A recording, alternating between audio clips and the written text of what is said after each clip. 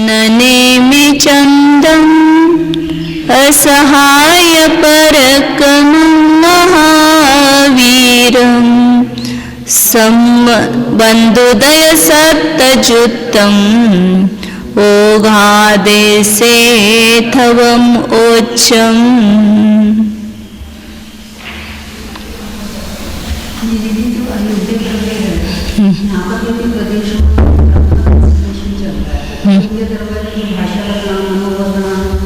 सब कर्म छोड़कर सभी आएंगे,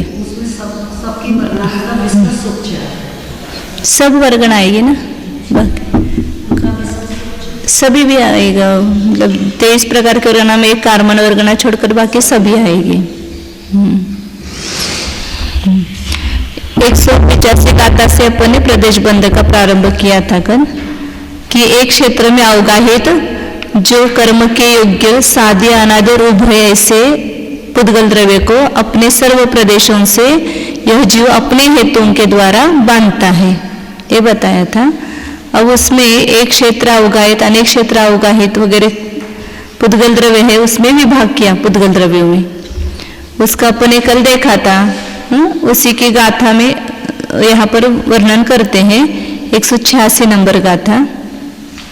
नेय खेतम अनेय खेतम तु अवशेषलोय खेतम खेतानुसारिठ्यम रुवी। संपूर्ण पुद्गल द्रव्य में दो विभाग किए, एक क्षेत्र स्थित पुद्गल द्रव्य, अनेक क्षेत्र स्थित पुद्गल द्रव्य। उसमें एक क्षेत्र स्थित पुद्गल द्रव्य मतलब एक शरीर के द्वारा अवगाहित जो प्रदेश है, वहाँ उतने क्षेत्र में जो पुद्गल द्रव्य है उसको कहेंगे एक क्षेत्र स्थित पुद्गल द्रव्य। और जो अवशेष लोय खेतम, जो एक क्षेत्र शरीर को छोड़कर जितना भी बाकी का पूरा लोकाकाश का क्षेत्र है वह अनेक क्षेत्र है। इस प्रकार क्षेत्र के अनुसार स्थित रूपी है, मतलब क्षेत्र एक क्षेत्र और अनेक क्षेत्र का अर्थ बताया। तो पूरे पुद्गल द्रव्य में एक शरीर में स्थित पुद्गल द्रव्य निकालने के लिए पुद्गल द्रव्य में एक क्षेत्र का पूरे लोक का भाग देंगे और उसमें एक क्षेत्र स्थित जो क्षेत्र है, एक शरीर के अवगाहित क्षेत्र, उससे गुना करेंगे तो एक क्षेत्र स्थित पुद्गल द्रव्य निकलता है। और जो बाकी का पूरा द्रव्य है उसको माइनस करेंगे या अनेक क्षेत्र से उसको गुना करेंगे, जो एक भाग आया उसको, तो अनेक क्षेत्र स्थित पुद्गल द्रव्य होता है। माने एक शरीर से अवगाहित प्रदेशों पर जितना पुद्गल द्रव्य स्थित है वह एक क्षेत्र स्थित पुद्गल द्रव्य, और बाकी संपूर्ण लोक में स्थित जो पुद्गल द्रव्य है वह अनेक क्षेत्र स्थित पुद्गल द्रव्य है। इस प्रकार दो विभाग किए। अब उसमें योग्य और अयोग्य, साध्य अनादि इस प्रकार भेद करते हैं। 187 नंबर गाथा। इसका कल अपने संदृष्टि से और अंक संदृष्टि से दोनों देखा है, खाली गाथा पढ़ना रहे। अनंतिमं हवे जोगम अवशेषम तु अजोगम सादि अनादि हवे तत्थ। और अनेक क्षेत्र स्थित रूपी जो है वह उसका अनंतवा भाग योग्य है। मतलब दोनों में दो भेद किए, एक क्षेत्र स्थित पुद्गल द्रव्य, बोर्ड पर लिखा है पुद्गल द्रव्य एक क्षेत्र स्थित अनेक क्षेत्र स्थित, फिर उसके एक क्षेत्र स्थित के दो भेद के, योग्य और अयोग्य। तो योग्य कितना है, एक अनंतवा भाग योग्य है, बाकी सब बहुभाग जो है वह अयोग्य पुद्गल द्रव्य है। उसी प्रकार अनेक क्षेत्र स्थित में जो है उसमें भी योग्य और अयोग्य ऐसे दो भेद किए।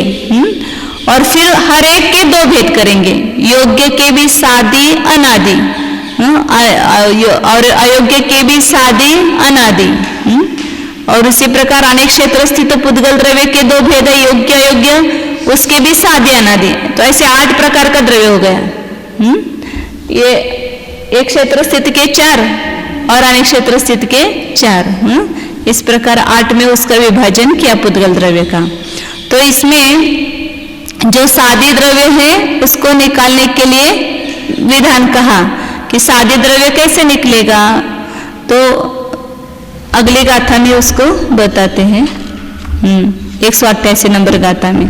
तो शादी के जीव ने जिसको जिन परमाणुओं को एक बार ग्रहण करके छोड़ दिया है वह सादी है, और अभी तक जिसको ग्रहण नहीं किया है वह अनादि है। एक बार ग्रहण किया हुआ पूर्व में ग्रहण किया, हाँ पूर्व में मतलब एक बार मतलब कभी न कभी किसी न किसी जीव के द्वारा ग्रहण किया हुआ है उसको शादी कहेंगे। कभी वो परमाणु कर्मरूप बना हुआ है तो उसको शादी कहेंगे, और अभी तक वो परमाणु कभी भी परमाणु रूप नहीं हुआ है तो उसको अनादि कहेंगे। दीदी, प्रदेश वर्ग में एक क्षेत्र स्थित योग्य द्रव्य की चर्चा आएगी। वहाँ भी बताएंगे ना सब इसमें से किसको ग्रहण करता है। अयोग्य और अनेक क्षेत्र स्थित की चर्चा नहीं है। तो यहाँ पर सादी और अनादि का द्रव्य और फिर उसमें योग्य अयोग्य का द्रव्य निकालने के लिए विधान बताते हैं। 188 नंबर गाता है। समय पबद्धे आदिद काला हदेन सौवेन जीवेन हदे सौवम सादी होदिति निर्दिष्टम। सादी द्रव्य उत्कृष्ट जेठे समय प्रबद्ध, उत्कृष्ट समय प्रबद्ध में आदिद काला हदेन अतीत काल से उसको गुणित किया, सव्वेन संपूर्ण अतीत काल से गुणित किया, और जीवेन हदे संपूर्ण जीव से गुना करने पर सवम सादी होदित्य विदितम सभी द्रव्य सादी होता है, ये निकलता है। मतलब पूरे पुद्गल द्रव्य में से सादी अनादि ऐसे दो विभाग करना। इसलिए अभी मैंने वो रह गया, मतलब सादी द्रव्य केवल किया कि सादी द्रव्य और अनादि द्रव्य ऐसा करना। अब विभाग पुद्गल द्रव्य में उसमें सादी द्रव्य कितना होगा तो उत्कृष्ट समय प्रबद्ध गुणिले अतीत काल गुणिले सर्वजीव। ये समय प्रबद्ध को अतीत काल और जीव राशि से गुना किया है, पूरा सादी द्रव्य निकला, और बाकी सब शेष रहेगा वो अनादि होगा ना। अब उस सादी में भी दो विभाग करना, योग्य और अयोग्य। तो सादी में अनंतवा भाग जो है वो योग्य है और अनंत भाग है वह अयोग्य है। और इस प्रकार सादी एक क्षेत्र स्थित और अनेक क्षेत्र स्थित दोनों में निकालना। हाँ, उसको निकालने के लिए फिर वापिस त्रैराशि किया था। सादी द्रव्य में एक क्षेत्र स्थित सादी और अनेक क्षेत्र स्थित सादी, ये पहले निकालना। तो सादी त्रैराशि किया था ना, एक बार वहां लिखती हूँ।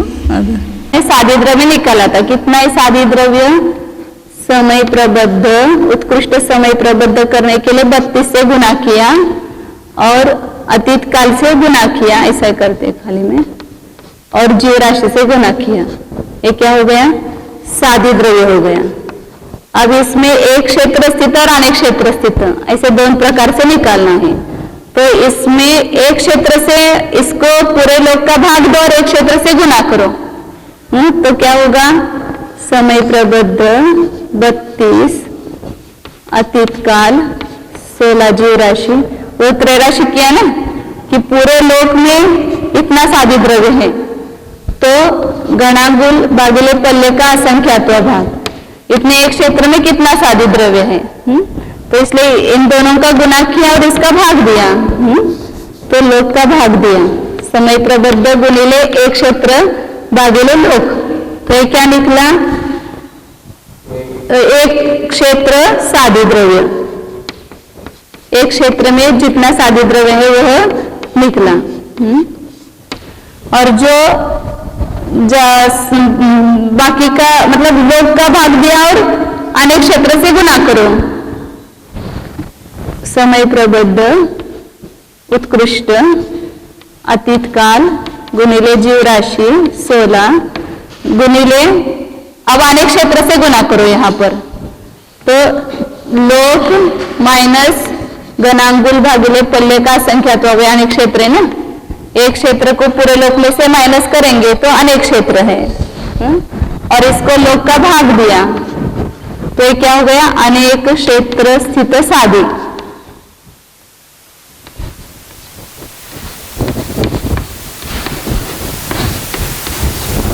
ये सादी द्रव्य के दो विभाग की, एक और एक।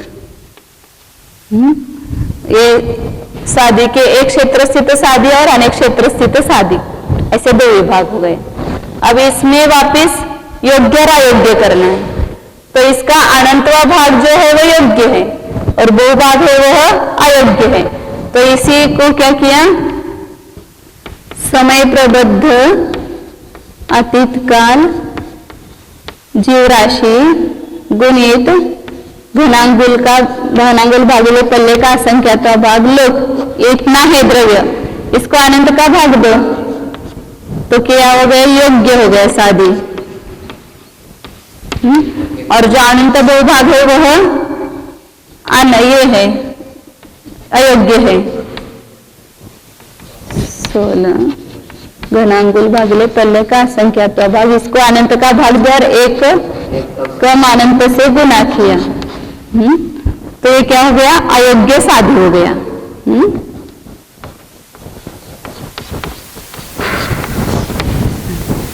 और इसमें जो अनेक क्षेत्र स्थित है उसमें भी दो विभाग करना, एक भाग प्रमाण जो है वह योग्य साधी, योग्य साधी अयोग्य साधी आता जो होगा हुआ है, हाँ हुआ है, वर्तमान में आ गई है ऐसा। हाँ, ये अयोग्य साधी में पहले भोगा हुआ, लेकिन अभी वो कर्मण रूप नहीं है, वो अन्य रूप हो गया है। हाँ हाँ, नहीं अभी यहाँ निकाला नहीं ना, यहाँ पर अनंतवा भाग और एक बहुभाग, अनंतवा भाग बहुभाग ऐसा निकाला हुआ है। योग्य एक क्षेत्र स्थित योग्य अपन ने निकाला, एक क्षेत्र स्थित अयोग्य निकाला, अनेक क्षेत्र स्थित योग्य निकाला, अयोग्य निकाला, लेकिन उसका साधी कितने अनादि कितना ये निकाला नहीं ना, तो अभी ये निकल गया यहाँ पर। क्योंकि यहाँ पर साधी कितना है वो निकाल करके फिर उसके एक क्षेत्र स्थित अनेक क्षेत्र स्थित ऐसा भेद करेंगे, और फिर उसमें एक क्षेत्र स्थित में कितना योग्य साधी और अयोग्य साधी है ये निकालेंगे। फिर अब समझ मतलब ये चार द्रव्य निकलेंगे, कौन से चार द्रव्य निकलेंगे, साधी साधी जो है, योग्य साधी अयोग्य साधी, योग्य अनेक क्षेत्र स्थित, एक क्षेत्र स्थित योग्य साधी, अनेक क्षेत्र स्थित है, एक क्षेत्र स्थित अयोग्य साधी, अनेक क्षेत्र स्थित योग्य साधी, अनेक क्षेत्र स्थित अयोग्य साधी, ये चार अपन यहाँ इस पद्धति से निकाला। फिर उससे वो अनादि निकालेंगे। इसलिए मैंने दो चार अलग बनाए हैं बराबर समझ में आने के लिए। शादी का जो अयोग्य हुआ है, हाँ से ना होकर अन्य वर्ग हो गया, हाँ इसलिए हाँ,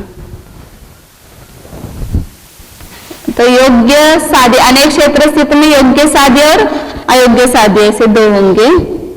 पहले ये लिखती हूँ, समय प्रबद्ध 32 अतीत काल जीव राशि लोक भागिले घनांगुल भागिले पल्ले का असंख्यात्वा भाग भागिले लोक, इसको अनंत का भाग दो, तो ये योग्य साधी हो गया। और अयोग्य साधी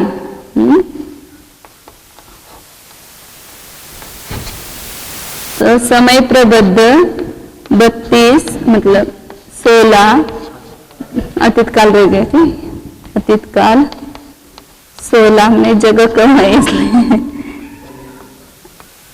लोक घनांगुल भागिले पल्ले का असंख्यात्वा में यह जगह कम पड़ रही है। फिर यहाँ अनंत का भाग दो और एक कम अनंत से गुना करो, तो ये अयोग्य साधी हो गया। अब एक चार इसमें से 8 में से 4 निकल गए वहां पर। अब यहाँ पर को योग्य अयोग्य योग्य अयोग्य मालूम है कितना है यह, तो अपन ने किया था एक क्षेत्र स्थित द्रव्य कितना है, एक क्षेत्र पूरा पुद्गल द्रव्य 16 ख है, इसको लोक से भाग दिया और इसको एक क्षेत्र से गुना किया, घनांगुल भागिले पल्ले का असंख्यात्वा भाग, तो एक क्षेत्र स्थित पुद्गल द्रव्य निकला। और इसमें योग्य निकालने के लिए क्या किया, अनंत का भाग दिया। बराबर है, समझ में आ रहा है ना। पुद्गल द्रव्य 16 ख, इसमें एक क्षेत्र स्थित निकालने के लिए लोक का भाग दिया और एक क्षेत्र का गुना किया, और उसमें से योग्य निकालने के लिए अनंत का भाग दिया। क्योंकि योग्य द्रव्य एक भाग है और अयोग्य द्रव्य बहुभाग है। अनंत का भाग लेने से पहले योग्य अयोग्य दोनों एक क्षेत्र का द्रव्य आया। हाँ, अनंत का भाग लेने पर योग्य द्रव्य आया। योग्य द्रव्य आया। और अयोग्य द्रव्य के बहुभाग है। जीव राशि, पुद्गल राशि, फिर घनांगुल भागिले पल्य का असंख्यात्वा भाग और लोक, जिसको अनंत का भाग दिया और एक कम अनंत का गुना किया, ये बहुभाग हुआ। ये क्या हो गया? अयोग्य हो गया। योग्य, एक क्षेत्र स्थित योग्य, एक क्षेत्र स्थित अयोग्य। उसी प्रकार अनेक क्षेत्र स्थित योग्य और अयोग्य निकालेंगे। इसको ऊपर लिखते हो।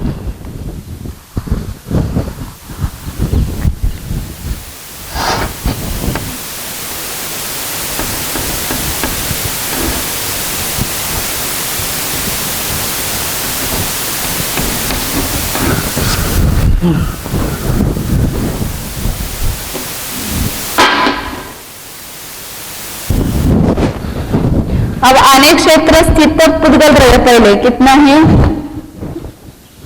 पुद्गल राशि इधर से लिखते हैं। पुद्गल राशि 16 गुणिले अनेक क्षेत्र से गुना करो, लोक से भाग दो और अनेक क्षेत्र कितना है? लोक माइनस घनांगुल भागिले पल्य का असंख्यात्व भाग। ये क्या निकला? अनेक क्षेत्र स्थित द्रव्य निकला। उसमें योग्य निकालने के लिए क्या करेंगे? अनंत का भाग देंगे, तो ये योग्य निकला। और अयोग्य निकालने के लिए क्या करेंगे? उसको बहुभाग करेंगे। पुद्गल राशि लोक भागिले घना माइनस घनांगुल भागिले पल्ले का संख्यात्वा भाग। लोक से भाग दिया और यहाँ अनंत से भाग दिया और एक कम अनंत से गुना किया, तो क्या निकला? ये अयोग्य द्रव्य। ये योग्य है और ये अयोग्य। मैंने 4 द्रव्य निकल गए। एक क्षेत्र स्थित में योग्य और अयोग्य, अनेक क्षेत्र स्थित में योग्य और अनेक क्षेत्र स्थित में अयोग्य। तो यहाँ पर अपने 4 द्रव्य निकाले हैं। एक क्षेत्र स्थित योग्य सादी द्रव्य ये है, एक क्षेत्र स्थित योग्य सादी द्रव्य। ये अनेक क्षेत्र स्थित नहीं, एक क्षेत्र स्थित सादी अयोग्य द्रव्य। ये अयोग्य, योग्य अयोग्य के ना, सादे में योग्य और अयोग्य दो भेद के, तो ये योग्य और ये अयोग्य। अयोग्य सादी ही है ये। और अनेक क्षेत्र स्थित योग्य सादी, अनेक क्षेत्र स्थित अयोग्य सादी, ये सादी ही है। केवल आप 4 द्रव्य निकालना है अनादि। तो इसमें जितना एक क्षेत्र स्थित में सादी द्रव्य है उसको एक क्षेत्र स्थित योग्य में से घटा दो, तो क्या निकलेगा? अनादि निकलेगा। एक क्षेत्र स्थित में जितना योग्य द्रव्य है उसमें से जितना सादे योग्य है वो घटाओ, तो अनादि योग्य निकलेगा। इसमें 2 करना है ना, सादे और अनादि योग्य में। तो सादे योग्य द्रव्य वहां निकला हुआ है और पूरा योग्य द्रव्य इसमें दोनों मिक्स है, सादे और अनादि। उसमें से जो सादे द्रव्य जितना है उतना माइनस करेंगे तो योग्य क्षेत्र में योग्य अनादि द्रव्य निकलेगा। एक क्षेत्र स्थित योग्य अनादि द्रव्य, ये 4 निकालना है ना। तो इन चारों में से वो चारों घटाओ, तो ये चारों निकलते हैं। ये थोड़ा पहले जमलिन लगता है, मतलब कि एक बार ऐसा निकला फिर एक बार ऐसा निकाला, लेकिन अभी एक आपके आंखों के सामने सब ये आया होगा चित्रण उसका, कि जो एक क्षेत्र स्थित योग्य निकला हुआ द्रव्य है उसमें अपन सादी योग्य निकला हुआ है, एक क्षेत्र सादी योग्य द्रव्य, वो माइनस करेंगे। माइनस करने के लिए ऐसा मैंने ये क्या चिन्ह, इसमें से कौन सा द्रव्य माइनस करेंगे? समय प्रबद्ध 32 अतीत काल जीव राशि और घनांगुल पल्य का असंख्यत्वा भाग भागिले अनंत और लोक। ये बहुत छोटा द्रव्य है क्योंकि आप पूरे पुद्गल राशि गुणकार में है और यह केवल एक समय प्रबद्ध और जीव राशि गुणकार में है। इसलिए यह द्रव्य इससे बहुत कम है, तो यह जो बचा हुआ कौन सा द्रव्य हो गया? अनादि योग्य हो गया। ये द्रव्य हो गया एक क्षेत्र स्थित योग्य अनादि।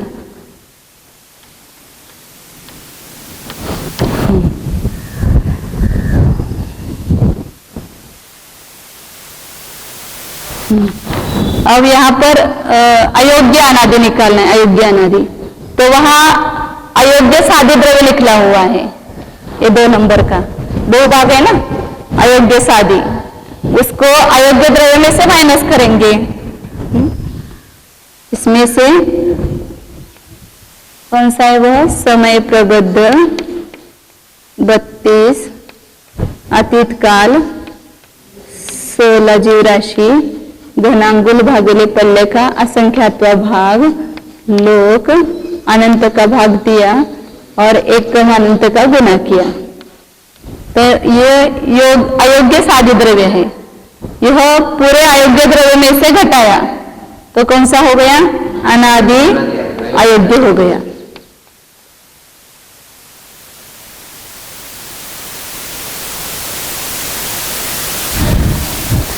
अपन ने उससे निकाला था ना वो, लेकिन वो निकालना पड़ेगा सादी द्रव्य अंक संदृष्टि से। अब यहाँ ये अनेक क्षेत्र स्थित योग्य द्रव्य है। ये कौन सा है? अनेक क्षेत्र स्थित केवल योग्य द्रव्य है। इसमें जो अनेक क्षेत्र स्थित योग्य सादी द्रव्य है, इसको कम करेंगे तो कौन सा द्रव्य आएगा? ये अनादि अनेक क्षेत्र स्थित योग्य अनादि आएगा।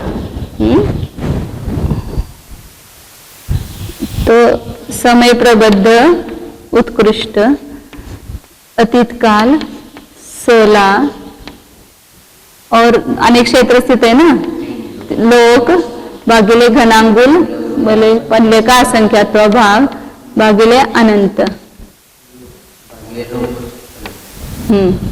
तो यह माइनस किया इसमें से ये द्रव्य, तो यह क्या हो गया? योग्य अनादि हो गया। अनेक क्षेत्र स्थित योग्य अनादि द्रव्य हो गया। और जो पूरा अनेक क्षेत्र स्थित अयोग्य सादी द्रव्य है, अयोग्य द्रव्य है ये, इसमें से अनेक क्षेत्र स्थित अयोग्य सादी द्रव्य उसको घटाया तो अनादि अयोग्य अनेक क्षेत्र स्थित अयोग्य अनादि द्रव्य निकलता है। तो समय प्रबद्ध अतीत काल जीव राशि लोक माइनस घनांगुल भागिले पल्ले का असंख्यात्वा भाग, एक क्रम अनंत का गुना किया और लोक। ये अनेक क्षेत्र स्थित अयोग्य सादी द्रव्य है, उसको पूरे अयोग्य द्रव्य में से अनेक क्षेत्र स्थित अयोग्य द्रव्य में से कम किया तो कौन सा निकला? ये निकला अनेक क्षेत्र स्थित अयोग्य अनादि। ये चारों अनादि निकल गए। अयोग्य अनादि मतलब एक माइनस करने पर जो आएगा उत्तर, इसमें से माइनस करने पर जो लब्ध आएगा वो अयोग्य अनादि, और इसमें से माइनस करने पर ये योग्य अनादि। तो अनेक क्षेत्र स्थित के 2 हो गए और ये एक क्षेत्र स्थित के अनादि 2 हो गए, ये और ये।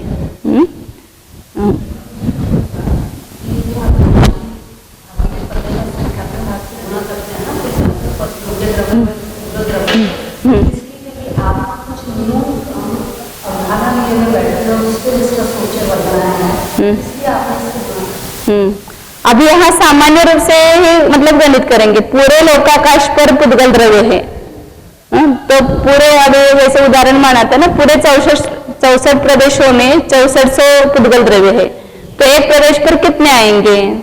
ऐसा निकाला तो 16 को लोकाकाश से भाग दिया तो एक प्रदेश पर स्थित पुद्गल द्रव्य आया। अब एक क्षेत्र की अवगाहना कितनी है? एक शरीर की इतनी है, उससे गुना किया तो पूरे उस शरीर में अवगाहित पुद्गल द्रव्य आ जाएगा। तो एक क्षेत्र से तो पूरा पुद्गल द्रव्य आ गया और फिर उसमें से 2 किया, योग्य और अयोग्य।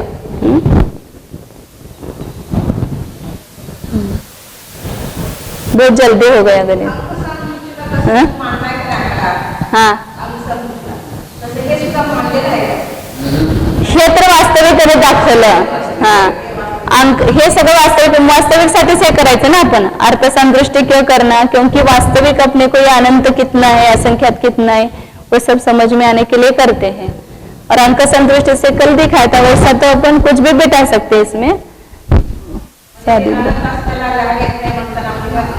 हा हे चिन्ह ठेवायचे ना, हे फक्त हे म्हणजे अनंतच आहे, हे अतीत काल तो पण अनंतच आहे, 16 जीव अनंतच आहे. ये सब अनंत ही है ना, इससे ये बड़ा है, इससे ये बड़ा है. सब अनंत है ये द्रव्य पूरा.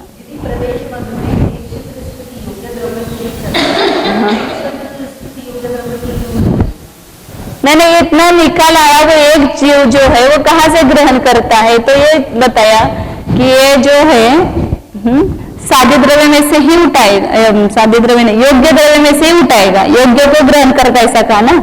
तो यहाँ जो योग्य में एक क्षेत्र स्थित में योग्य में सादी हो या अनादि हो या दोनों में से एक, ये जो 8 प्रकार है इसमें से ये सादी या अनादि या दोनों को मिला करके मिक्स इस प्रकार ग्रहण करेगा. ये एक क्षेत्र स्थित में जो अयोग्य है उसमें से तो ग्रहण करेगा ही नहीं, और अनेक क्षेत्र स्थित में सादी अनादि योग्य अयोग्य है उसमें से भी ग्रहण नहीं करता है. तो वो आपके लिए योग्य है ना, मेरे लिए योग्य नहीं है. अनेक क्षेत्र स्थित योग्य कहा ना उसको, अनेक क्षेत्र में स्थित वो जो कार्बन परमाणु है वो निकलेंगे उसमें, और वो उस जीव के लिए योग्य है, लेकिन अपने लिए तो वो अयोग्य बन जाएंगे, मतलब उसमें से जो नहीं ग्रहण करेगा ये करना. तो अपने ही शरीर के अवगाहित जो आत्मा के प्रदेश है उस पर स्थित जो कार्बन वर्गना है उसमें से जो योग्य है उसमें से ग्रहण करेगा. हाँ कार्बन वर्गना के विसर सबचे लेना वहां पर. हाँ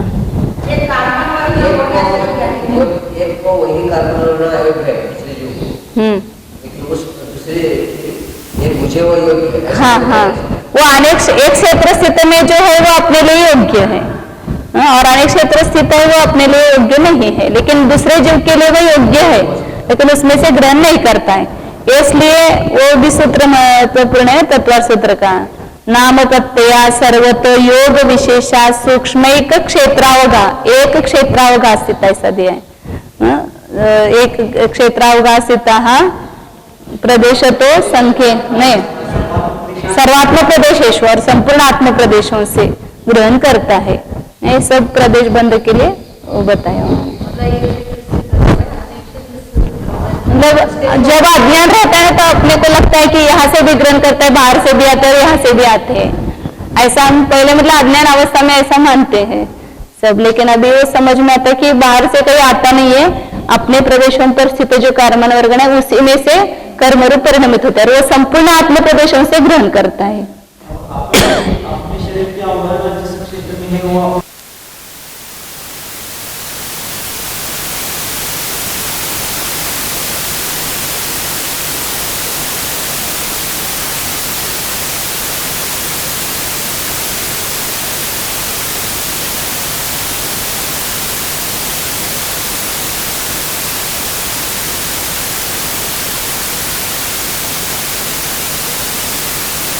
नहीं करेंगे. हाँ तो उसके सबके अपने अपने आत्मा के प्रदेश लेना, सबके आत्मा के प्रदेश पर जो आत्मा का मिश्र सब चाहिए वो अपना अपना एक क्षेत्र स्थित लेना, क्योंकि हर जीव अनंतानंत निगोदी जीव भले ही एक शरीर में रहते हैं फिर भी सबके आत्मा के प्रदेश तो अलग अलग है ना, और सबके आत्मा के प्रदेशों पर अनंतानंत कर्म परमाणु है और उसके अनंतानंत विसर सबचे उस पर स्थित है. तो उसी में से अपने ही आत्म प्रदेशों में से ग्रहण करेगा वो. तो एक क्षेत्र स्थित में अनेक जीव रहते हुए भी उनका टोटल ऊर्जा द्रव्य 16 का लोकी आया है. एक जीव एक क्षेत्र में नहीं उसको सबका अपना अपना क्षेत्र कहलाएगा ना, क्षेत्र तो कहलाएगा, और ऊर्जा द्रव्य जो टोटल होगा वो 16 का लोकी टोटल भी. हाँ एक क्षेत्र में नाना जीव रहते हुए भी अपनी आत्मा के प्रदेशों के विश्व स्वच्छ ग्रहण करते हुए वो द्रव्य हाँ सबका अलग अलग आएगा. अब जैसे ये सामान्य रूप से उन्होंने घना बोलो भागले पल्ले का संख्या तो भाग दिया, लेकिन अपना एक क्षेत्र स्थित कितना आएगा वहां पर बड़ा आएगा ना वहाँ घन संख्यात घनांक बुलाएगा ना वह सग खेत गयसय अनंतिमं जोग दव गय सादी शेषम अजोग संगय सादी हो दित्ति निदिठम का जो अनंतवा भाग है मतलब एक क्षेत्रगत का जो सादी द्रव्य है उसका अनंतवा भाग योग्य द्रव्यगत सादी है। इसका बता रहे सादी के दो केत एक क्षेत्र स्थित अनेक क्षेत्र स्थित उसमें अयोग्य कितना है और अयोग्य कितना ये बता रहे हैं। एक क्षेत्र स्थित सादी द्रव्य में से योग्य द्रव्य कितना है अनंतवा भाग है और शेषम अयोग्य संगत सादी और जो बहुभाग बचा है वह अयोग्य संगत सादी है। इसी प्रकार अनेक क्षेत्र स्थित में जो द्रव्य है सादी द्रव्य उसमें भी अनंतवा भाग योग्य है और अनंत बहुभाग अयोग्य है। मतलब ये सादी द्रव्य के दो किए थे पहले एक क्षेत्र स्थित अनेक क्षेत्र स्थित अब एक क्षेत्र स्थित के वापिस योग्य और अयोग्य ऐसे दो किए अनेक क्षेत्र स्थित के सादी द्रव्य के भी योग्य और अयोग्य ऐसे दो विभाग किए।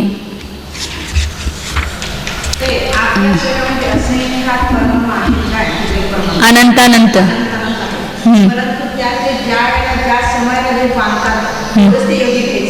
नाही योग्य अनेक असतील त्यातनं ग्रहण करणार योग्य बहुत सारे होंगे लेकिन उसमें से उस समय कुछ परमाणु ग्रहण करेगा। उसमें जो सादी है अनादि है और या दोनों मिला करके ऐसे ग्रहण करेगा। वही जब योग्य बनेगा तभी ग्रहण कर सकता है अभी अयोग्य है तब नहीं ग्रहण कर सकता है। कर्म रूप से ग्रहण करने के लिए योग्य जब हो जाए तो ग्रहण कर सकता है। इसमें से सभी के योग्य के सभी को ग्रहण करता है ऐसा नहीं कहा उसमें से ग्रहण करता है। योग एक क्षेत्र स्थित योग्य द्रव्य में से दो प्रकार के द्रव्य सादी और अनादि उसमें से दोनों मिला करके या केवल अनादि ग्रहण कर सकता है केवल सादी भी ग्रहण कर सकता है या दोनों में मिक्स दोनों में से मिक्स ऐसा भी ग्रहण कर सकता है। तो एक जो समय प्रबद्ध आया उसमें कुछ परमाणु सादी हो सकते हैं और कुछ परमाणु अनादि है ऐसा अपन लेकिन उसको अयोग्य संज्ञा नहीं दो अभी जो कर्म के लिए योग्य है इसलिए उसको योग्य ही को एक जो कहाँ से ग्रहण करता है फिर उसका जब विवेचन करेंगे तो अपने एक क्षेत्र स्थित सादी और अनादि योग्य द्रव्य में से ग्रहण करता है। देखा तो अनेक क्षेत्र में है इसलिए वो हमारे लिए अयोग्य है हमारे मानने में हम उसमें से ग्रहण नहीं करते ऐसा कहेंगे उसको योग्य नहीं है अयोग्य नहीं ऐसा शब्द उच्चारण करने के बजाय कि एक जीव एक क्षेत्र में स्थित है उसी में से ग्रहण करता है अनेक क्षेत्र स्थित योग्य अयोग्य में से ग्रहण नहीं करता है। वो कर्म के लिए योग्य और अयोग्य ऐसा है उसकी व्याख्या की तो उसको वापिस अयोग्य नहीं कहना फिर। और एक क्षेत्र में अयोग्य कर्मण वर्गना रूप से ना होकर अन्य वर्गना रूप से है।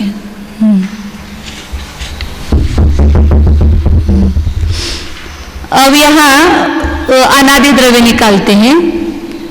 चार प्रकार का सादी द्रव्य किया एक क्षेत्र स्थित योग्य सादी अयोग्य सादी अनेक क्षेत्र स्थित योग्य सादी अयोग्य सादी। अब चार प्रकार का अनादि द्रव्य बताते हैं।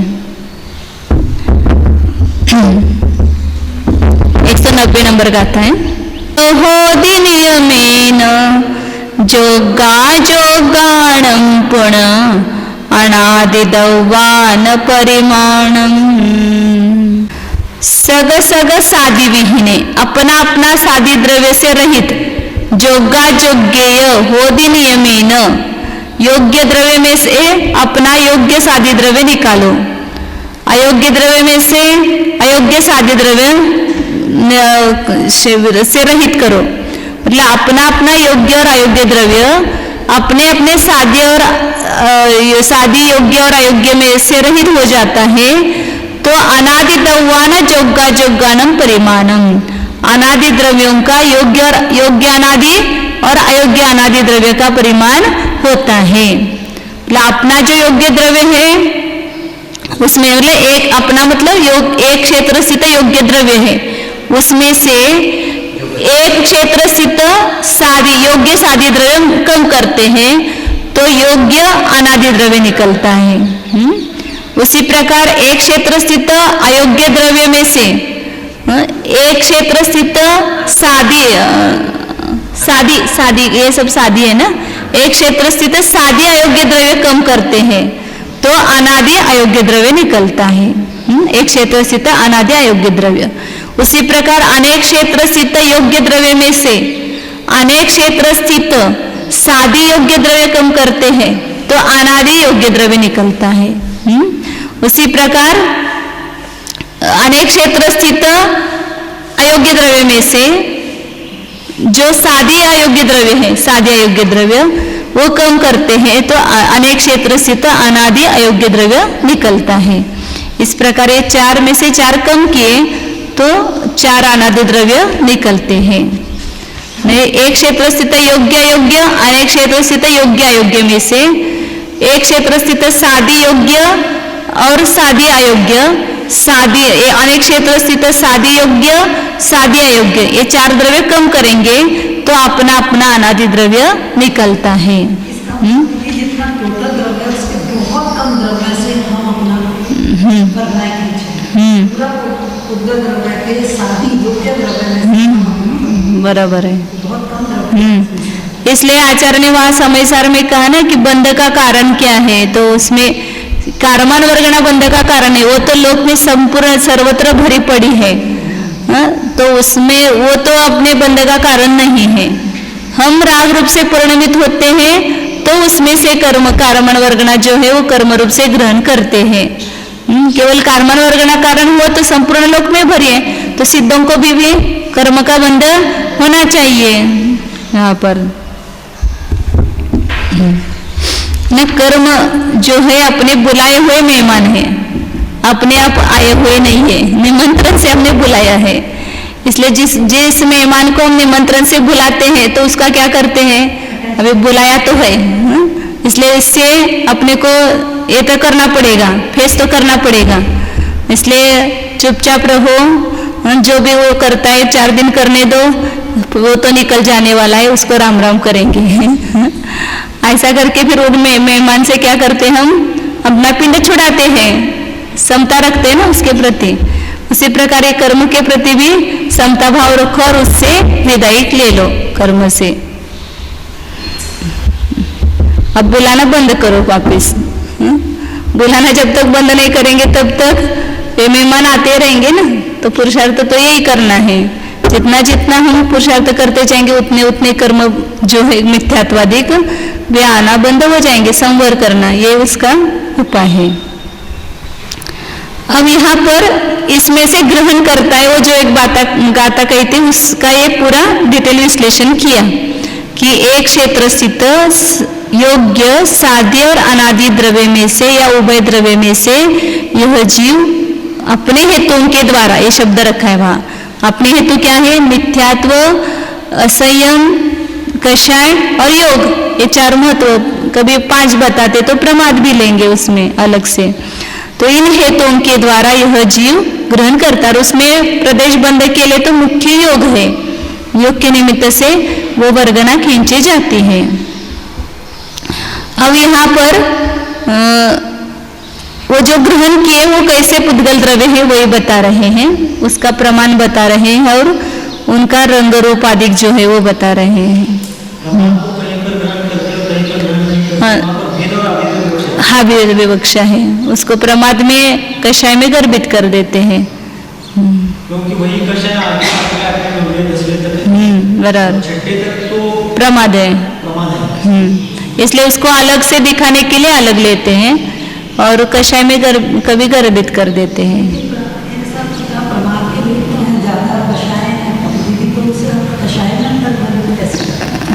वो बेट कम ज्यादा से प्रश्न है, लेकिन वो कषाय के कारण ही प्रमाद हो रहे हैं ना। बुद्धिपूर्वक कषाय जहाँ तक है तब तक प्रमाद है। ये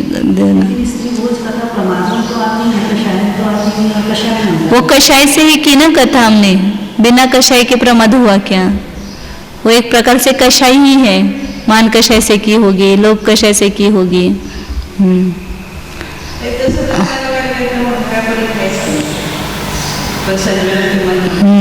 बराबर। मुख्य रूप से 4 हेतु ज्यादा लिए हैं सब जगह।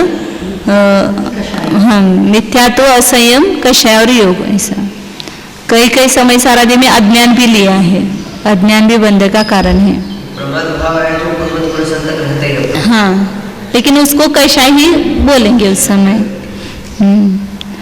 अब 191 नंबर का आता है, रुवगंधे हिम परिणद सयल रस रुवगंधे हि परिणदम चरिम चदुहि भासे हिम सिद्धादो भौवादो नंतिम भागम गुणम दौवम। उसमें हाँ वो संधि हो गई तो सिद्धादो भौवादो, उसमें वो द्विकंठ चिन्ह समझना, द्विकंठ चिन्ह नहीं लिखते लेकिन भौवादो से अभव निकलता है और अंतिम भाग से अनंतिम भाग निकलता है। ऐसे प्राकृत में द्विकंठ चिन्ह देने की पद्धत नहीं है, लेकिन वो संधि हो गई, उसकी पूर्व रूप संधि बोलते, अ उस ओ में मिल गया आगे का। हाँ, ही पर अनुस्वार चाहिए, लेकिन वो अनुस्वार नहीं, हिम न बोल करके ही ऐसा अनुनासिक बोलना उसको। तो संपूर्ण रस रूप और गंध से परिणत, मतलब उसमें जो अनेक धर्म परमाणु है उसमें सभी प्रकार का रस है, सभी प्रकार, मतलब किसी परमाणु में कौन सा रस, किसी परमाणु में कौन सा रस, इस प्रकार संपूर्ण रसों से युक्त है वे परमाणु, संपूर्ण रूपों से युक्त है, संपूर्ण गंधों से युक्त है। मतलब सुगंध रूप है, कोई दुर्गंध रूप है, कोई काला है, कोई पीला है, कोई लाल है, कोई हरा है, ऐसे संपूर्ण रूप परमाणु है। और चरिम चतुहि भासे, और अंतिम जो स्पर्श 4 है, मतलब स्निग्ध रुक्ष और शीत उष्ण, हल्का भारी और कठोर, ये तो जो पुद्गल स्कंद की अपेक्षा, यहाँ पर भी स्कंद है लेकिन ये सूक्ष्म स्कंद है, तो उसमें ये 2 प्रकार के स्पर्श नहीं होते, 2 युगल नहीं होते हैं।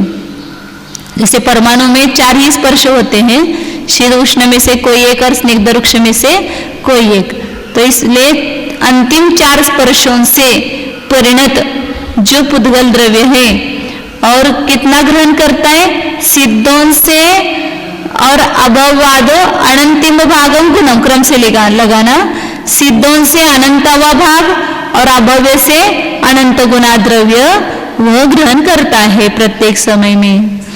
इतना एक समय प्रबद्ध प्रमाण बंध होता है, और उस समय प्रबद्ध में जो परमाणु है उसमें सभी प्रकार के रस से युक्त, सभी प्रकार के रूप से युक्त, सभी प्रकार के गंध से युक्त और सभी प्रकार के, मतलब 4 प्रकार के स्पर्शों से युक्त परमाणु है उसमें। यहाँ से अनंत भाग ही लिखा है श्राद्धा में, अनंत बहुभाग का शब्द वहां नहीं आता है। बहुभाग ने अनंतिम भागम गुणम ऐसा दिया ना, सिद्धों से गुणम है ना, सिद्धों से अनंतवा भाग और अभव्यों से अनंत गुणम लगाना वहां पर, अनंत गुणा द्रव्य। अब एक समय प्रबद्ध हमने ग्रहण किया, अब वह उसका बंटवारा होता है। जैसे हम अन्न खाते हैं, कोई एक ग्रास, तो उसका शब्द धातु में रूपांतरित हो जाता है ना, कोई रस रूप बनता है, कोई गाढ़ पदार्थ रूप बनता है, उसको क्या कहते हैं, घट्ट बोलते हैं हमारे यहाँ। द्रव और घन रूप से परिणत होता है, और उसमें से कोई रक्त रूप होता है, कोई हाँ नहीं निकालना है उसको। सिद्धार्थ जो है वो पंचमी विभक्ति है क्या? पंचमी विभक्ति बोल जाएगा। हाँ, लेकिन पंचमी विभक्ति क्या होती है प्राकृत में? 2 होती है कि सिद्धा 2। पंचमी विभक्ति के बहुत सारे 5, 6, 7 रूप है उसके पंचमी विभक्ति के।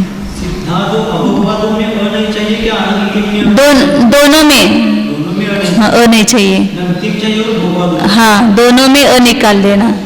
सिद्धादो भौवादो नंतिम भागम गुणम दौवम। अ बोलेंगे तो मात्रा बढ़ जाएगी फिर उसमें। अब यहाँ वो जो समय प्रबद्ध ग्रहण किया है, वो एक समय प्रबद्ध 8 प्रकृति रूप से या 7 प्रकृति रूप से परिणमित होता है। जिस गुणस्थान तक जितना उसका विभाग है उतने में। हाँ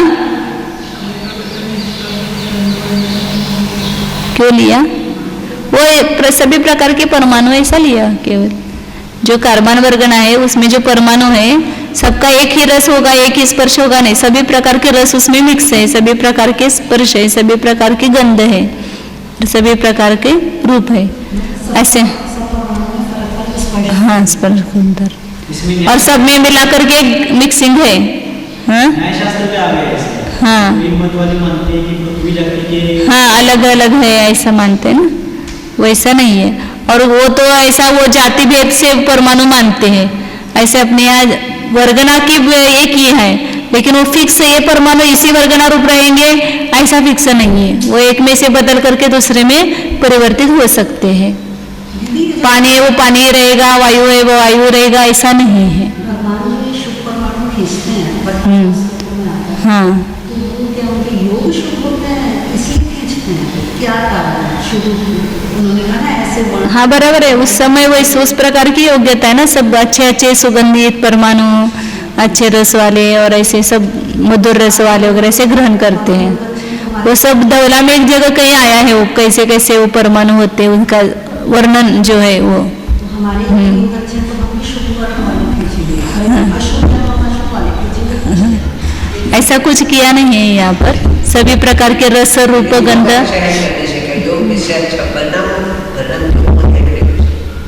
परिणाम योग का कुछ संबंध नहीं है, वहाँ तो वो परमाणु है, उसमें से जिस प्रकार का हमारा कर्म का उदय होगा वो भी उसमें निमित्त बनेगा ना, किस प्रकार के या कर्मान वर्गना तो उसका 8 प्रकार से परिणमित होना है, उसका रूप रस कैसा भी हो तो उसका कुछ नहीं है। जो अपन शरीर के लिए ग्रहण करते हैं उसका वो फर्क आता है कि कौन सा वर्ण रस गंध रूप से ग्रहण करते हैं। और कर्म में जो हम किसी भी रंग के और उसके ग्रहण किए तो वहाँ जो सर्वज्ञ भगवान का अपने केवली भगवान का दिया वो अवतारिक का ही दिया है, वो मैं जो बता रही हूँ। कर्मण वर्गना में तो कोई भी रूप रस गंध हो तो उससे क्या फर्क पड़ता है, लेकिन आहार औदारिक शरीर के लिए जो ग्रहण किए वो जैसे कर्म का उदय होगा उस प्रकार के वर्ण गंध रस स्पर्श वाले ग्रहण करता है, रस रूप से परिणमित होता है वो। उसी प्रकार वर्ण रस पहले से ही उसका वर्ण में है तो फिर बंध के सापेक्ष देना, वर्ण चतुष्ट का बंध हुआ करते हैं तो बाद में उसमें वर्ण चतुष्ट आ गएगा उस प्रकार नहीं, वो प्रकृति हो, वर्ण चतुष्क एक कर्म अलग और उसके उदय से जो शरीर को वर्ण प्राप्त हुआ, वर्ण नाम कर्म का हमने अभी बंद किया तो कर्मान वर्गना में वो वर्ण नाम कर्म का ये हो गया, उसमें कुछ परमाणु वर्ण नाम कर्म वाले हो गए और उसके उदय से ही आहार वर्गना जो ग्रहण करेगा उसका वर्ण वैसा बनेगा। और कल एक हमने निश्चित किया कि प्रशस्त वर्ण चतुष्क और अप्रशस्त वर्ण चतुष्क इन दोनों का बंध हमेशा चल रहा है, ऐसा नहीं कि कभी प्रशस्त वर्णादि का और कभी अप्रशस्त वर्णादि का, एक ही जीव को एक ही समय में दोनों का बंध हो रहा है, प्रशस्त वर्णादि चतुष्क का भी अप्रशस्त वर्णादि। ये कैसे जानेंगे, इसको तर्क क्या है, तो यहाँ अपन ने जब देखा था ध्रुव बंदी प्रकृति और उसका सादी अनादि ध्रुव ध्रुव बंध बताया, तो अप्रशस्त वर्णादि का भी अनादि ध्रुव बंध बताया और प्रशस्त वर्णादि का भी ध्रुव बंध बताया। हाँ मतलब अनादि बंध बताया, ध्रुव तो अभव्य की अपेक्षा से है ही, मतलब ध्रुव भी बताया और अनादि भी बताया। इसका अर्थ भव्य जीव भी दोनों प्रकार के वर्गना हमेशा बंध है, इसलिए तो ध्रुव बंध हो गया और अनादि से बंध है, इसका अर्थ उसका निरंतर बंध हो रहा है इसलिए अनादि है। तो इसलिए हर जीव हर समय प्रशस्त और अप्रशस्त दोनों प्रकार के वर्णादि का बंध करता है। इसमें ऐसा नहीं हो सकता है, वर्णादि का बंधन लगातार चालू है जब तक विच्छुद्धि नहीं होगी तब। हाँ लेकिन जब परिणाम शुद्ध है तब शुभ वर्णादि प्रकृति उसमें पड़ेगी और जब परिणाम संतुलित है तो फिर अध्रुव हो जाएगा उसका बंध, ध्रुव नहीं रहेगा और अनादि नहीं रहेगा। मूल प्रकृति रूप जो वर्ण स्पर्श नहीं वैसे मूल प्रकृति ने उत्तर प्रकृति रूप से कहा ना। और धवला में मैंने एक वाक्य पढ़ा तो उससे मेरे को एकदम महाधवल कल निकाल करके देख रहे थे थोड़ा, तो उसमें उन्होंने वो हर एक प्रकृति का बंध होता है तब कौन कौन सी प्रकृतियां बनती है और उसका जगने होता है क्या जगने होता है, ऐसा उन्होंने घटित किया था। तो वहाँ एक स्थिर प्रकृति जब जगने अनुभाग बंध होता है तो उस समय कौन कौन सी प्रकृति का जगने होता है ऐसा वो कहा था। तो उन्होंने वहां पर बताया कि प्रशस्त 4 अप्रशस्त 4, ये मतलब सभी प्रकृतियां इसका नियम से बंध होता ही है, ऐसा उन्होंने वहां ये बताया। फिर मेरे को एकदम तर्क से लगा कि नहीं तो फिर अनादि और ध्रुव इसका बंध सिद्ध होगा नहीं, एक तो प्रशस्त का फिर अनादि नहीं होगा और प्रशस्त का कभी वो जैसे अपन हाँ स्थिर अस्थिर का जैसे करते हैं ना, हाँ नहीं होगा। स्थिर अस्थिर का जैसे करते हैं और साता साता का वगैरह जैसे कहते हैं वैसा हो जाएगा उसका भी। क्योंकि अलग से उन्होंने आचार्य ने प्रकृति गिनाई, खाली 4 वर्णादि अनादि कहते तो बात अलग, अप्रशस्त 4 वर्णादि उसको भी अनादि कहा, उसका हाँ उसका अप्रशस्त का अजगन्य बंध वो सादे अनादि ध्रुवा ध्रुव किया, और प्रशस्त वर्णादि का अनुत्कृष्ट बंध सादे अनादि ध्रुवा ध्रुव कहा। क्योंकि 8वें के 6ठे भाग में प्रशस्त वर्णादि का उसका उत्कृष्ट अनुभाग बंध होता है और अप्रशस्त वर्णादि का भी वहां बंध हो रहा है, उसका जगन्य अनुभाग बंध होता है। ये हो सकता है वहां पर जब आपके परिणामों की विशुद्धि है तो अप्रशस्त वर्णादि का तो जगन्य अनुभाग बंध होगा, मतलब कम अनुभाग बंध होगा, और प्रशस्त वर्णादि का उत्कृष्ट अनुभाग बंध होगा। मतलब जब परिणामों की विशुद्धि के निमित्त से अनुभाग बंध में फर्क होगा, लेकिन प्रकृतियां तो नियम से बंधेगी, वह एक साथ बंधेगी दोनों सभी जीवों को। नहीं तो अभव्य को भी नहीं वो निरंतर बनता है तो फिर ध्रुव बंध भी नहीं पाया जाएगा ना उसका।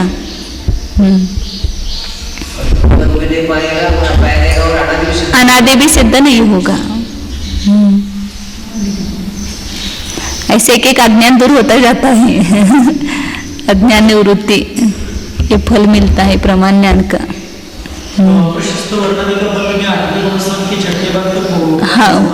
हाँ वहां तक होता है ऐसा लिया ना, इसीलिए तो कल लिया ना जगन्य अनुभाग बंध, वहां पर वो श्रेणी पर है इसीलिए तो उसका जगन्य बंध वहां होता है और उसका अजगन्य बंध 4 प्रकार का होता है, ऐसा घटित किया।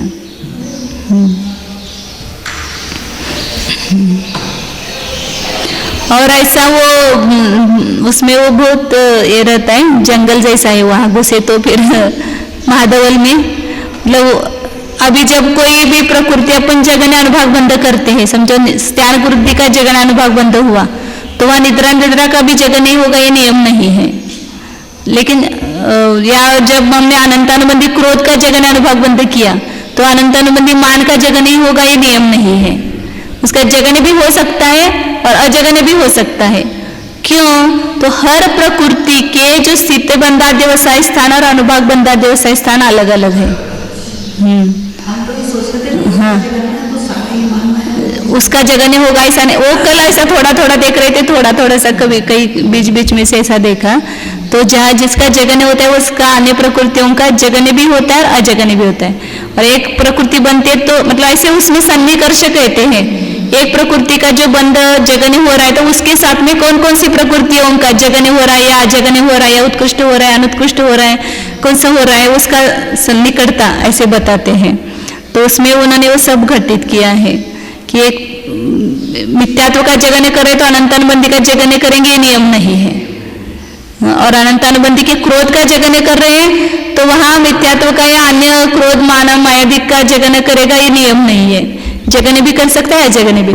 केवल जो ज्ञानावरण की 5 है उसका एक वहां मति ज्ञानावरण का अंतिम समय में जगन्य होता है तो 5 का भी जगन्य होता है नियम से, और 5 अंतराय का वैसा लगाना और 4 दर्शनावरण का इसका जगन्य होता है तो अन्य उसकी उत्तर प्रकृतियों का भी जगन्य अनुभाग बंध होता है। लेकिन बाकी सब कर्मों में वैसा जगन्य भी हो सकता है और अजगन्य भी हो सकता है। समय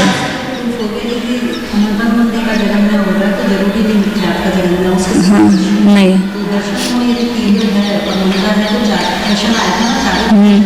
और अनुभाग बंध भी है ना, उसमें सब में समान नहीं होता है सब प्रकृतियों का, मतलब उसमें भी वो क्रम है कि अनंतानुबंध उससे वो कम ऐसा अनंत गुना ऐसे साता वेदने के अनुभाग बंध से अनुभाग से असाता का अनंत गुणाहीन होता है अनुभाग, मतलब उसमें जो स्पर्धक बनते और वो बनते ना वो अनंत गुणाहीन। ऐसे हर एक प्रकृतियों का अलग अलग है, किसका किससे कितना गुना है कितना हीन है वगैरह से। साता वेदने का अनुभाग ज्यादा है और असाता वेदने का अनुभाग कम है। ऐसे द्रव्य में तो अपन क्या लेते हैं, असाता वेदने का द्रव्य ज्यादा और साता वेदने का द्रव्य कम, लेकिन अनुभाग के जो स्पर्धक है ना वो साता वेदनीय के ज्यादा है और असाता की कम है, तो उसका जो अनुभाग है वो अलग अलग ऐसा दिखा है। उसका थोड़ा सा और स्पष्टीकरण होना चाहिए। चलो आगे अपना ये विषय चल रहा है प्रदेश बंद का। 192 नंबर का आता है। सबका वो सबका अलग अलग दिया हुआ है, मतलब उसके पास ज्ञानावरण का क्रम, अंतराय का क्रम, ऐसे पूरा बहुत डिटेल दिया हुआ है सब अनुभाग बंध का। ज्यादा कम हो सकता है।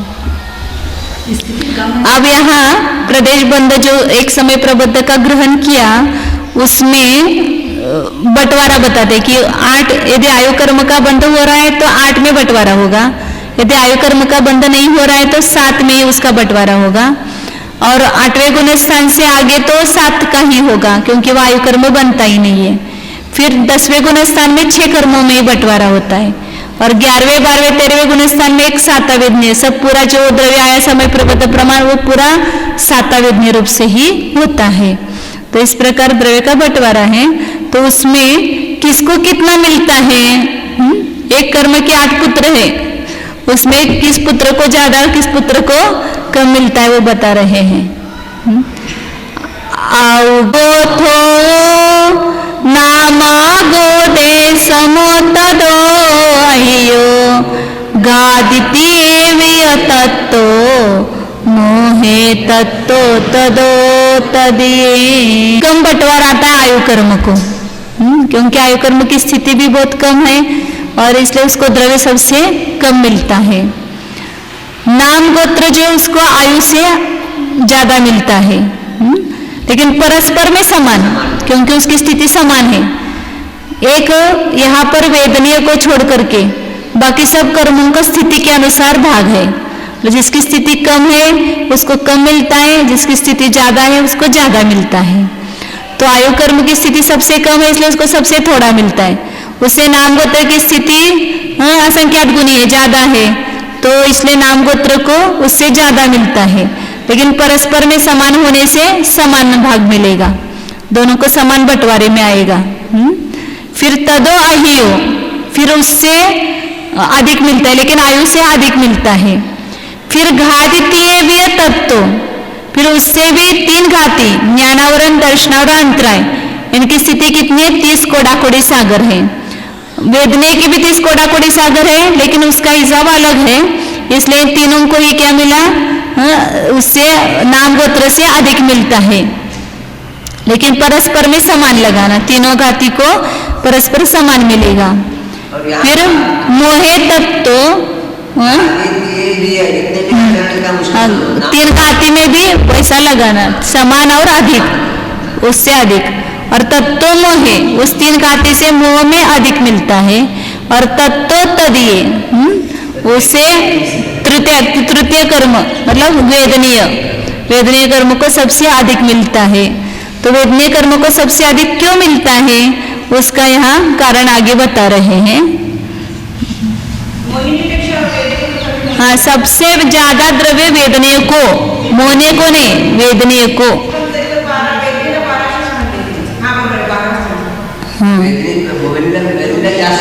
हाँ, आता ते पुढचं बघायला नाही सगळं, पहले या बंटवारा बताते और फिर वेदनीय को सबसे ज्यादा मिलता है। क्यों सबसे ज्यादा द्रव्य मिलता है उसका कारण बता रहे हैं।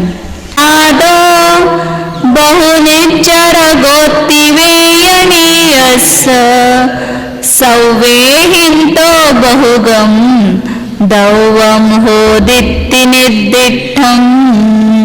कर्मों के साथ वेदनीय का खर्चा है, सब पाप पुण्य प्रकृतियों का उदय होता है, उसके साथ में सुख दुख लगा हुआ है ना, तो सुख दुख निमित्ता दो, सुख और दुख का निमित्त होने से वेदनीय से बहुनिर्जर गोत्ती, वेदनीय जो है मतलब बहुनिर्जरा वाला है, उसका खर्चा ज्यादा है।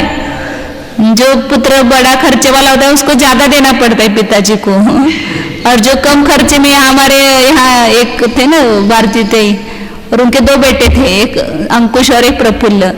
वो अंकुश बहुत खर्चा करता था, उसको बहुत देना पड़ता था उनको द्रव्य, और प्रफुल्ल वो खर्चा नहीं करता था, उसको कम देना पड़ता था। ऐसे वो ज्यादा खर्चे वाला पुत्र है वेदनीय, हर समय सुख दुख में निमित्त हो रहा है, तो उसकी ज्यादा निर्जरा हो रही है। दीदी ज्ञानावरण के साथ वेदनीय कैसे काम आता है, दर्शनावरण के साथ कैसे आता है?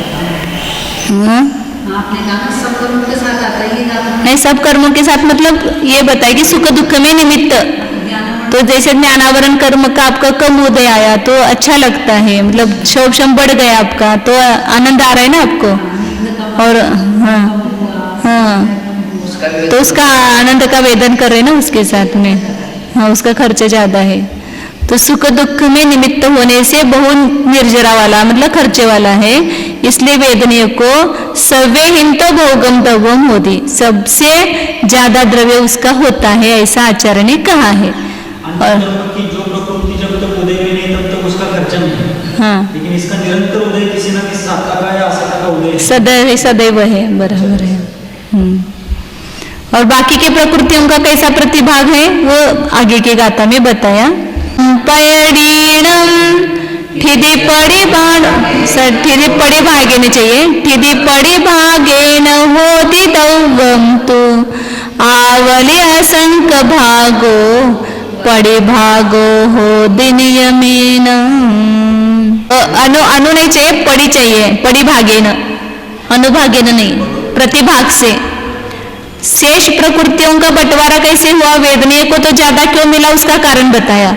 फिर अन्य द्रव्य में नाम गोत्र को कम, उससे 3 घाती को ज्यादा, उससे मुनि को ज्यादा, ऐसा क्यों मिला। तो बाकी की प्रकृतियों का स्थिति के प्रतिभाग से उसका द्रव्य होता है। उसकी लंबाई ज्यादा है तो ज्यादा में उसको देना है, जिसकी लंबाई कम है तो कम में देना है। 30 कोड़ाकोड़ी सागर में उसका द्रव्य पूरा होना चाहिए ना। जैसे अब 4 बेटे, उनके बेटे ज्यादा है तो उसको ज्यादा देना पड़ता है। तो इसी प्रकार उसके मतलब लंबाई की अपेक्षा, स्थिति की अपेक्षा से ज्यादा मिलता है। इसकी शरीर की ऊंचाई ज्यादा है, हाँ, उसको कपड़े से सिलवाने के लिए जब बड़ा वस्त्र लगता है, देशों के हिसाब से आपको हाँ देना है।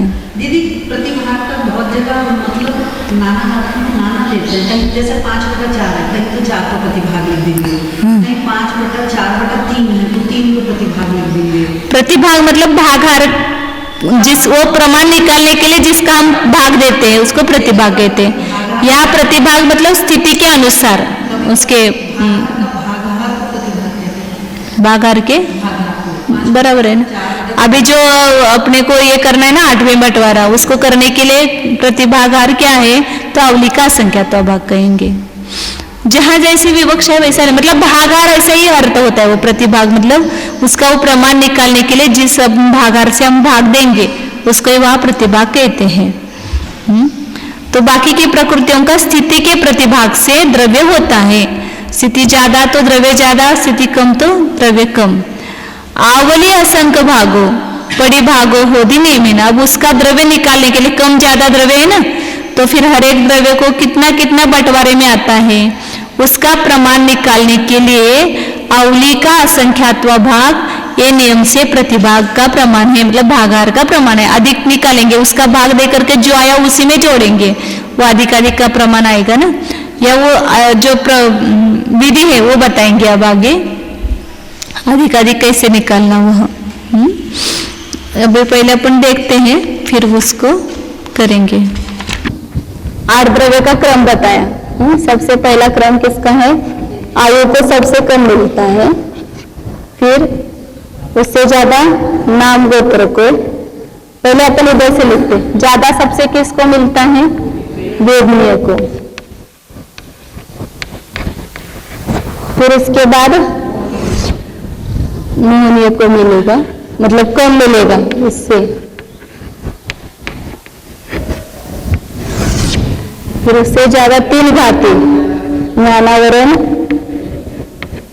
दर्शनावरण और अंतराय।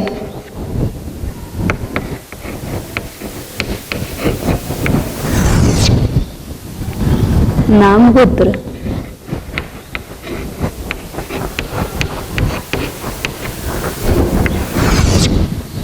तो इसमें भी 2 करना पड़ेंगे, इसे नाम और गोत्र और आयु। अब इसमें देने का विधान क्या है वो बता रहे हैं कि ये क्रम हो गया, सबसे ज्यादा वेदनीय को मिलेगा, उससे कम मोहनीय, उससे कम ज्ञानावरण दर्शनांतराय, उससे कम नाम गोत्र और उससे कम आयु को। उसमें ज्ञानावरण दर्शनांतराय तीनों को समान मिलेगा, नाम गोत्र को भी परस्पर समान मिलेगा। तो या बहुभागे समभागो ये विधान करना है कि पहले बहुभाग निकालना पूरे समय प्रबद्ध का, फिर जो एक भाग आएगा उसको अलग रखना और बहुभाग के समान भाग करना। जितने दे देना है उतने को सबको समान बंटवारे में आएगा, और जो एक भाग है उसका फिर बहुभाग करके जो जिसका ज्यादा प्रमाण है उसको बहुभाग देना। फिर जो एक भाग आएगा फिर उसके बाद जिसका नंबर है ज्यादा का उसको देना, फिर एक भाग जो बचेगा बहुभाग उसको देना। जैसे अपन ने द्विंद्रिय, त्रिंद्रिय, चतुरिंद्रिय, पंचेंद्रिय में प्रमाण निकालने के लिए त्रस राशि का उसमें प्रमाण निकाला ना, द्विंद्रिय कितने, त्रिंद्रिय कितने हैं, तो उसको उसी पद्धति से निकाला था। उसी प्रकार यहाँ पर भी वो है विधान। तो पूरा जो समय प्रबद्ध प्रमाण अपना द्रव्य है वो कितना है, समय प्रबद्ध माने 100 गुणिले असंख्यात करेंगे एक सामान्य। अर्थ संदृष्टि से ये समय प्रबद्ध है। अपन ने इस समय प्रबद्ध को माना कि 75,000 है। एक समय में जीव ने कितने ग्रहण किए, 75,000 ग्रहण किए। ये कितने हैं, सिद्धों से अनंत, सिद्धों का अनंतवा भाग और अभाव राशि से अनंत गुण है। उसी को अपने अंक संदृष्टि से 75,000 मान लिया। अब इसमें क्या करेंगे, अवले के असंख्यात भाग से भाग देंगे। तो और जो एक भाग आएगा उसको अलग रख करके दो भाग के समान भाग करना है। तो अवली का असंख्यात भाग अंक संदृष्टि से अपने 5 मान लिया,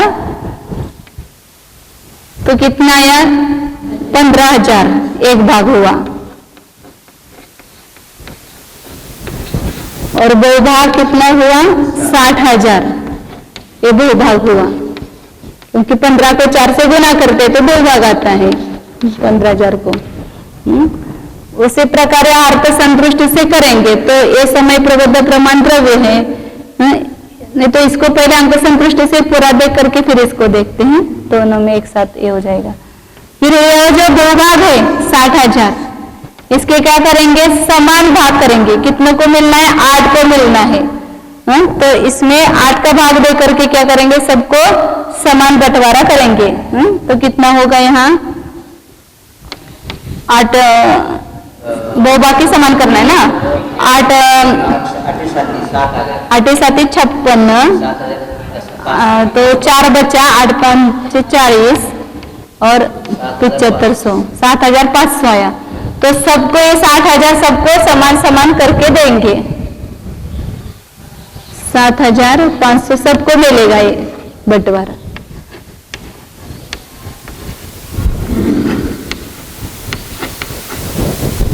दर्शनावरण को भी मिलेगा और अंतराय को भी मिलेगा।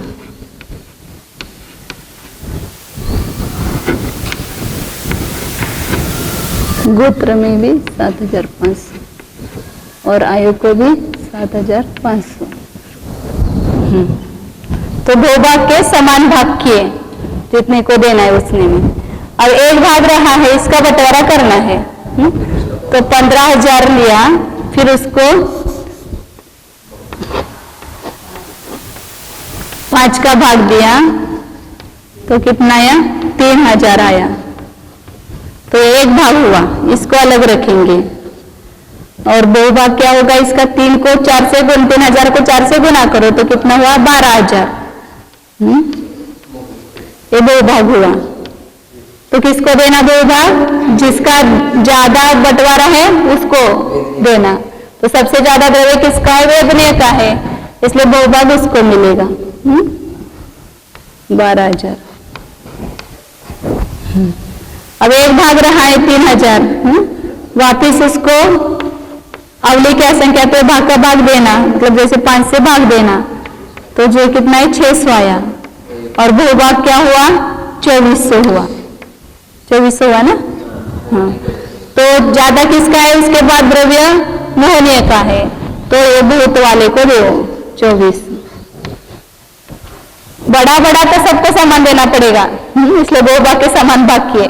थोड़ा सा बच्चा इसमें से जिसको ज्यादा बंटवारे में आना है, बड़ा लड़का है तो उसको थोड़ा ज्यादा देना है, तो उसको ज्यादा दिया। उसी प्रकार ये वेदनीय ज्यादा खर्चा वाला तो उसको सबसे ज्यादा दिया, जो एक भाग बचा उसका भूभाग वापस मोहने को दिया। अब जो एक भाग बचा है कितना है, 600 है, 600 के क्या करेंगे वापस 5 का भाग दिया तो कितना आया 5 एक 5 5 दूनी 10 और 120, ये एक भाग हुआ और बहुभाग कितना हुआ 480। एक मिनट, अब ये 480 किनको मिलना है, 3 को समान भाग करके दो। जो बहुभाग आया है उसमें 3 बंटवारे में है, मतलब तीनों का समान बंटवारा है, इसलिए 480 में 3 का भाग दो तो कितना आया 160 आया। तो तीनों को मिलेगा यह, मतलब 160 160 160। अब कितना रहा, एक भाग 120 रहा, वापिस उसको 5 का भाग दिया, मतलब आवली क्या संख्या पे भाग का, तो कितना है 5 दूनी 24 आया, ये एक भाग हुआ और बहुभाग क्या हुआ 96, क्योंकि 24 को अपन 4 से गुना करेंगे तो 2 भाग आया। तो यह कितने को किसको देना है, नाम और गोत्र 2 है उसमें बंटवारे में, दोनों को समान ही भाग करके देना है, तो इसको 48 और इसको 48 मिलेगा। और जो एक भाग रहा 24 वह आयु को देना, एक भाग बचा हुआ है वो।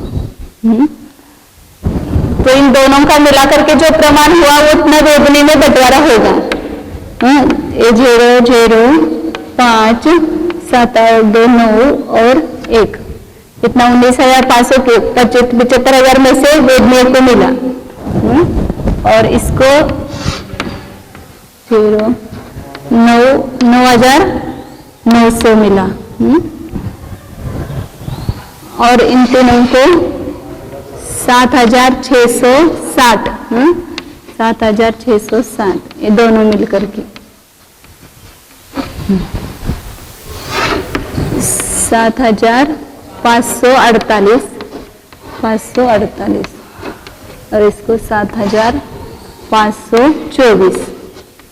लोग सामान्य रूप से इसलिए कहते हैं ये 75,000, इसको 8 का भाग दो तो कितना आएगा,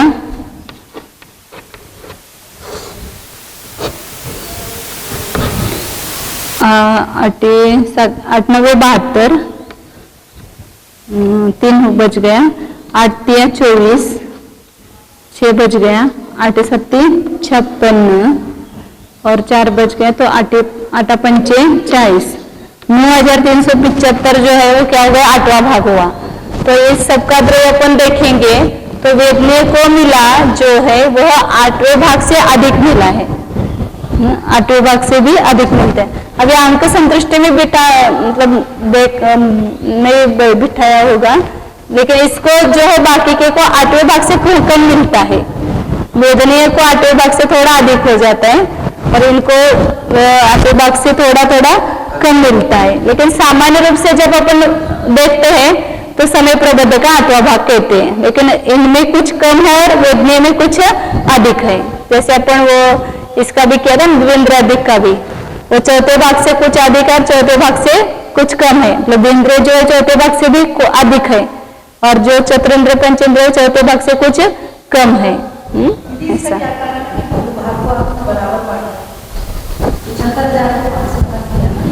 तो सबको तो मिलेगा ना समान, ऐसा ऐसे विधान ही है ना ऐसे कर्म का, ये कोई करता नहीं है अपने आप, ये कर्म परमाणु है, कंप्यूटर है, आए के वापस सब अपने अपने में बदल जाते हैं।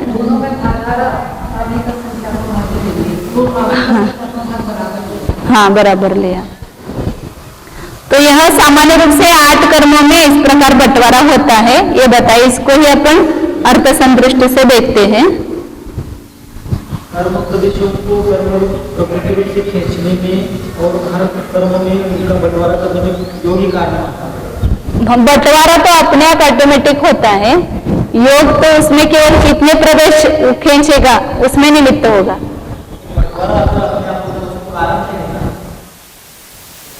मतलब इतने परमाणु उस प्रकृति रूप से परिणमित हो गए, तो योग सामान्य रूप से कहा जाता है निमित्त, लेकिन इतने कर्म परमाणु इतने कर्म रूप होंगे, उसमें तो ये कारण बताया कि इसके स्थिति के अनुसार उसका विभाग हुआ।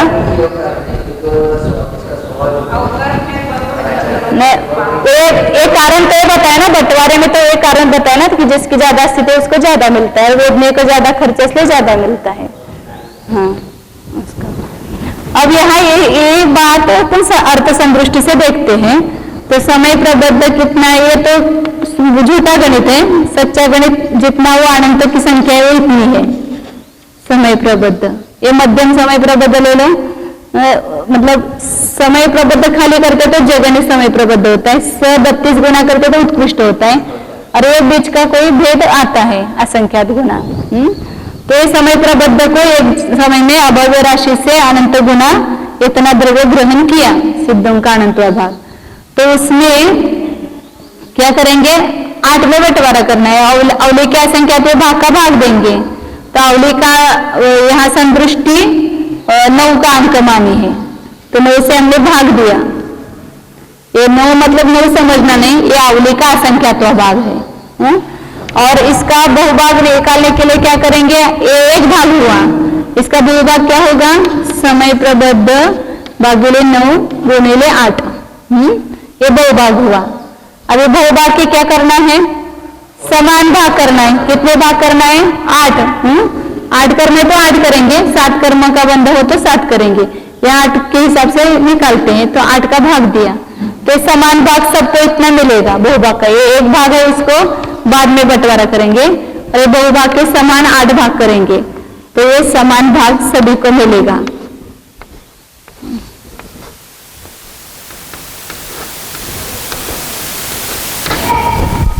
ये 8 मतलब 8 ही है, और ये 8 मतलब एक कम अवली का संख्यात्व भाग है, क्योंकि अवली का संख्यात्व भाग 9 माना, इसलिए इसमें एक कम करके गुना किया है।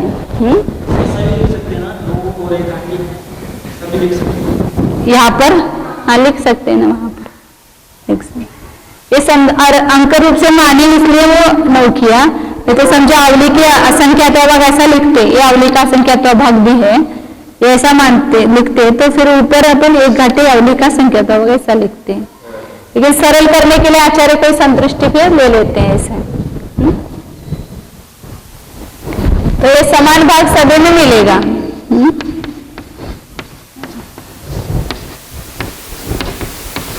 ये 8 कर्मों का है, तो 8 ही संख्या समझना वहां पर।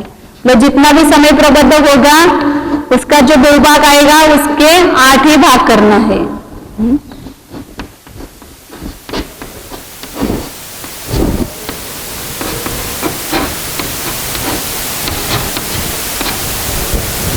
समय प्रबद्ध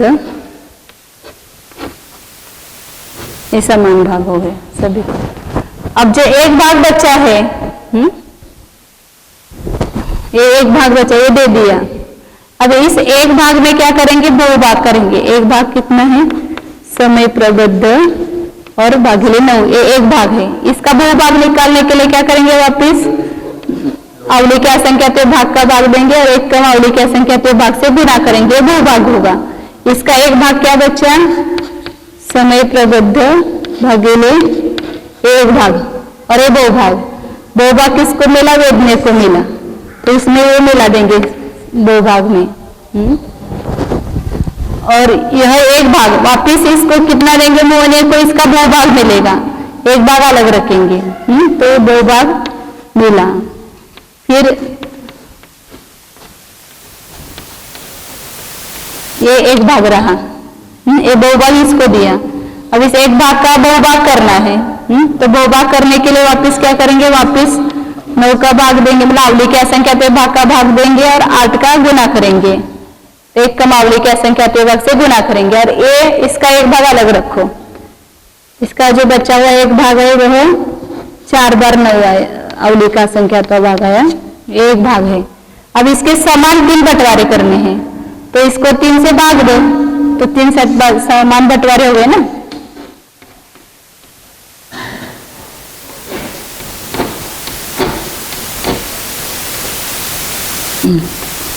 समय प्रबंधन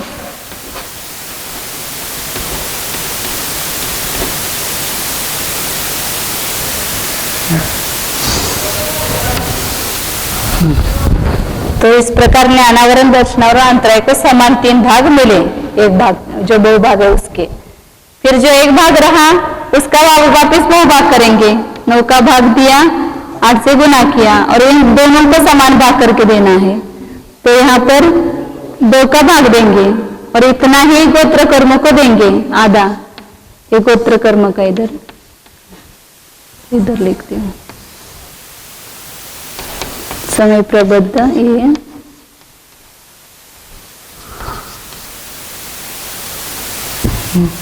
ये गोत्र को मिलेगा और एक इसको मिला नाम कर्म को, और इसका जो एक भाग बचा वो है ना आयु कर्म में मिलेगा, समय प्रबद्ध 5 बार है ना, और यहाँ 8 नहीं गुना करेंगे, एक भाग है ना, यह एक भाग जो है वह आयु कर्म को मिला।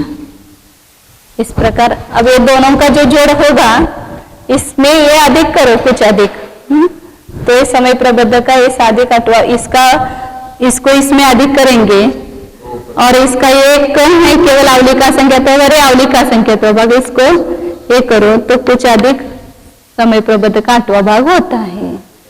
ऐसे सब में जो एक भाग है इसमें अधिक करो तो समय प्रबद्ध का 8वां भाग होता है।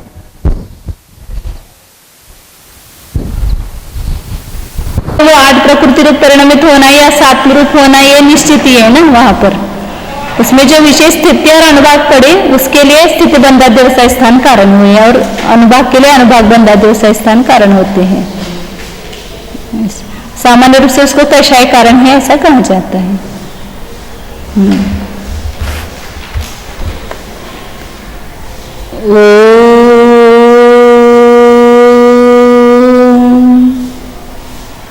अपने उपयोग को बाहर के प्रमेय में से खींचकर अपने स्व प्रमेय को जानने में लगाइए, उपयोग को स्थिर कीजिए। जैसे गणित जानने के लिए उपयोग को एकाग्र किया था, ऐसे ही इस अनादि अनंत ध्रुव चैतन्य स्वरूप आत्मा को जानने के लिए उपयोग को एकाग्र कीजिए।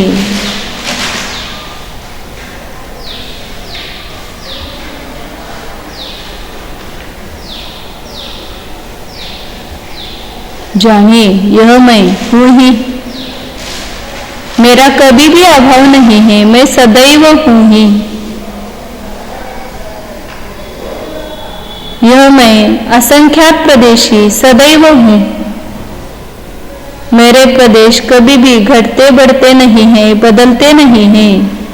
अनादिकाल से लेकर मैं अखंड असंख्यात प्रदेशी हूँ, अनंत काल तक यही असंख्यात प्रदेश मेरे हैं। मेरा घर परमानेंट है, कभी भी बदलता नहीं है। मेरा काल भी अनादि अनंत है। मैं अपने पर्याय में ही स्थित हूँ, अन्य द्रव्य की पर्याय में स्थित नहीं हूँ। यह मेरा स्वकाल फिक्स है। मैं अपने स्वरूप से ही हूँ, अन्य स्वरूप से नहीं हूँ। जानिए, अपना परिचय कर लीजिए। इस परिचय के अभाव में ही अन्य ज्ञेयों में भटक रहे हैं। अपने घर का परिचय कीजिए तो फिर उपयोग के लिए विश्रांति मिलेगी।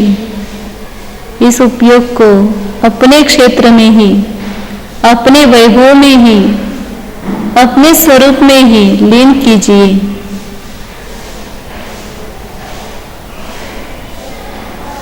बाहर के नियम में जानने में व्यग्रता है, स्व को जानने में निराकुलता है, निर्विकल्पता है, परम शांति है, परम आनंद है। जानिए, शुद्ध चैतन्य स्वरूप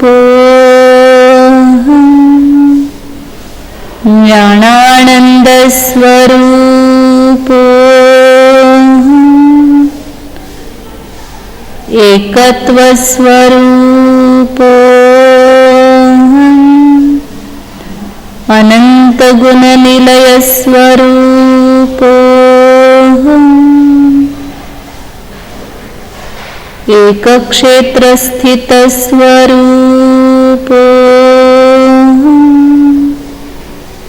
शुद्धोऽहम्